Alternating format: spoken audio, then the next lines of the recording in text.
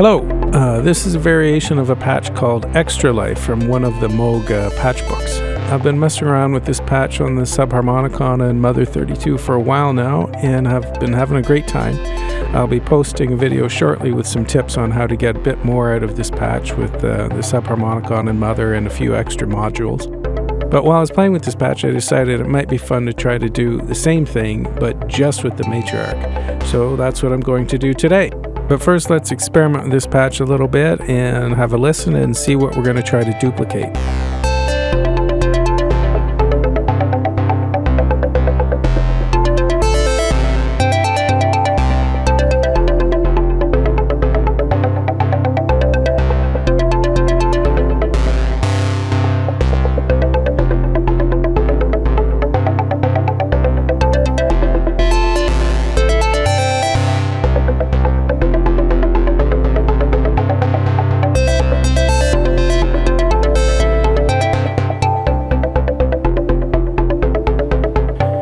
Pretty cool.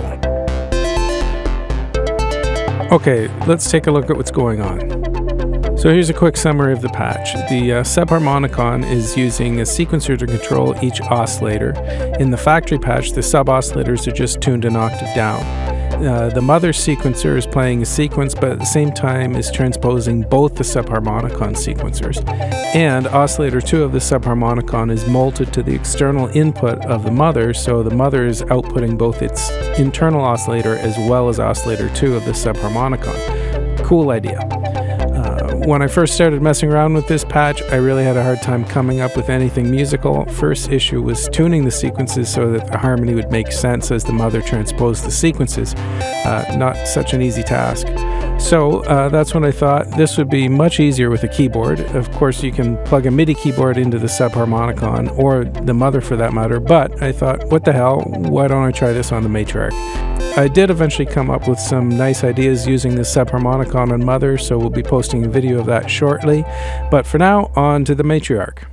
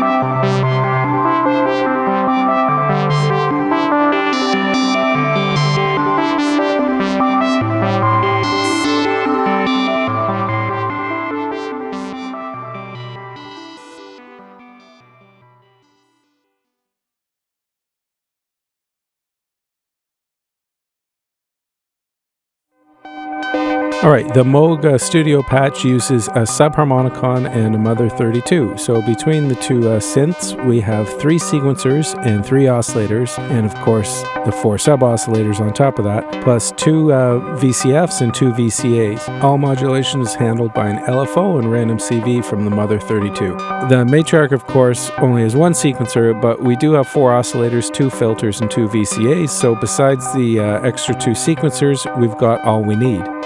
I've got a few ideas how we can get around that, so let's tear down the patch and start from scratch. So the basic idea is this. Oscillators 1, 2, and 3 are going to act as our subharmonicon oscillators, with 3 acting as a sub-oscillator of 1. So I'll simply patch the mixer out in the VCF1 on the filter. We're splitting our stereo filter and VCAs into 2 mono signals. Left side will simulate the subharmonicon and the right side will simulate the Mother-32. So let's set up the gates. I'm patching a Mult cable out of the arpeggio gate out. The mod wave will be our gate for the left side, so patching the gate into the sync input. I'm just going to turn off all the oscillators, won't hear anything, and I'm going to get the arpeggiator and modulation LFO in sync. If you turn the rate knob on the LFO almost all the way counterclockwise, you'll get it to go in sync. There we go, perfect. The rate knob on the LFO will kind of act as a clock multiplier.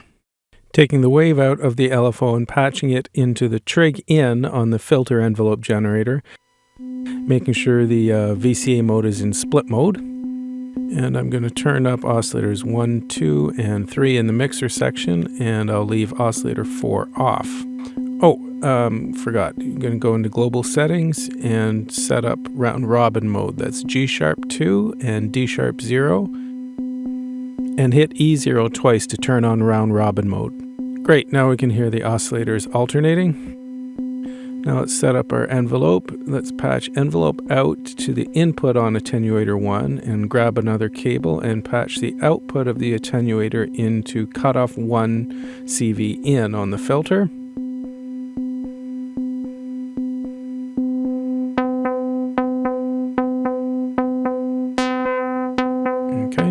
Let's turn off the delay and dial in a nice sounding envelope.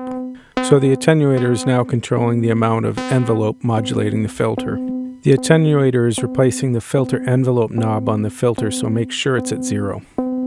One of the interesting things about the Extra Life factory patch is that one of the subharmonicon oscillators is sent to the external in on the Mother-32. Its pitch is still controlled by the subharmonicon, but the oscillator becomes part of the Mother-32 voice. But it is also still part of the subharmonicon's voice. Pretty cool.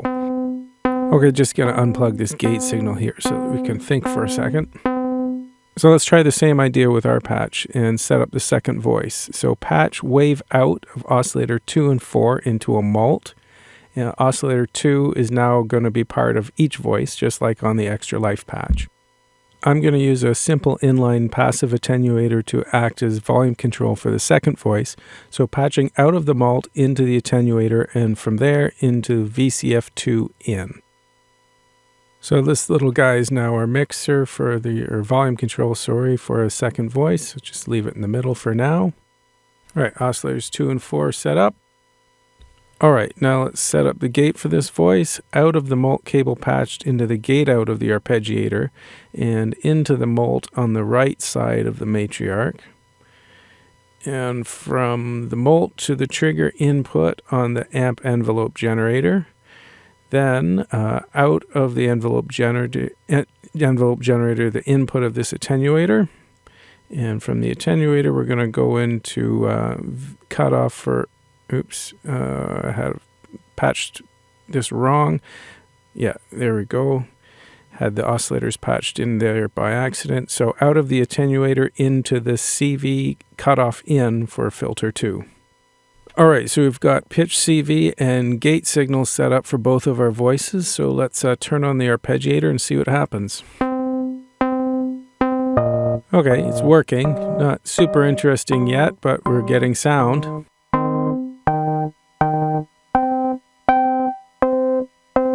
Let's turn off voice 2 for a second so we can hear voice 1.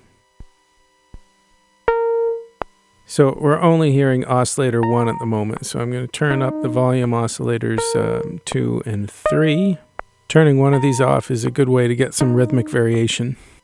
Oscillator 4 is off because that's part of voice 2. Now let's turn them back on. Great, now we can hear both voices. Just experiment a bit with this slow tempo to hear the different rhythms created by turning some of these oscillators off.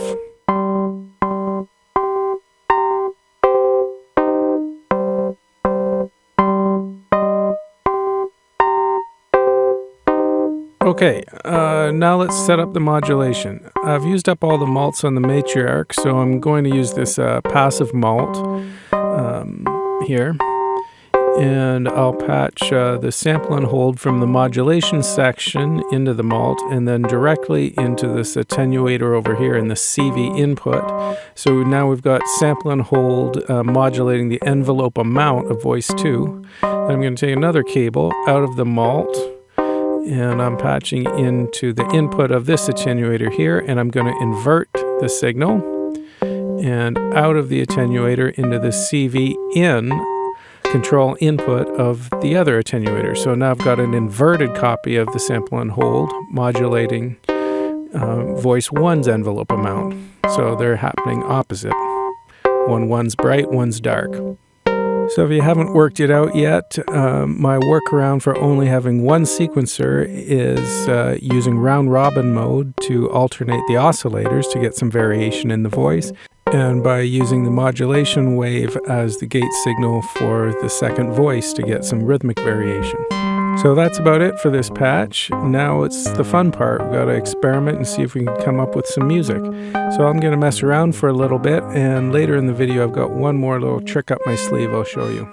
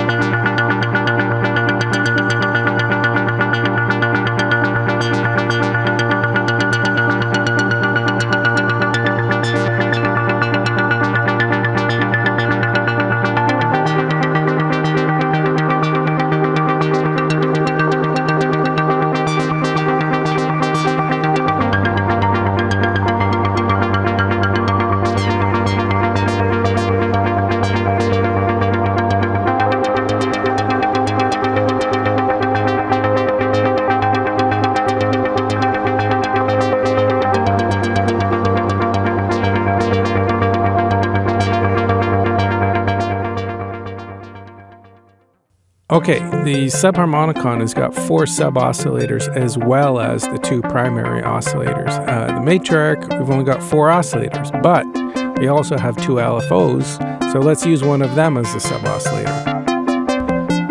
Okay, so I'm going to take the keyboard CV out of the back of the Matriarch here, and going to patch that into the rate input on the LFO. And then I'm going to take the square wave out and patch that into the noise input on the mixer over here. I'm just going to shut off the delay and put it into unison mode. Turn this voice off here. Okay, turn up the noise input so we hear the LFO. And turn it till we're in tune. Pretty good. See how it tracks?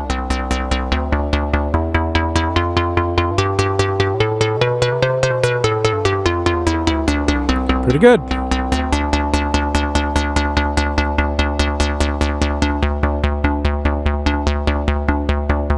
The LFO will follow the last note played on the keyboard, so if you roll your hand as you play, you can get it to stick the lowest note. Cool. Alright, let's experiment. Play around with the envelopes a bit. Get more of a droney sound over here. Play with the delay. I think I want a tight delay on the bass side, the right side. And using spacing, I can get a longer delay for the other side.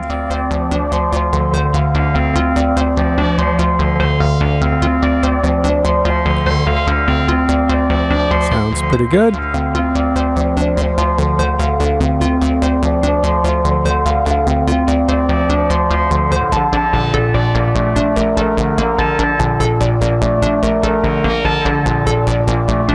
Feedback gives it a little metallic sound.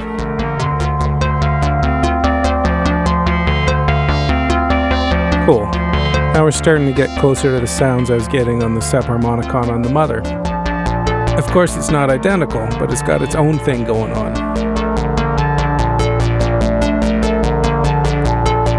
Cool. Just gonna mess around for a little bit. Thanks very much for watching.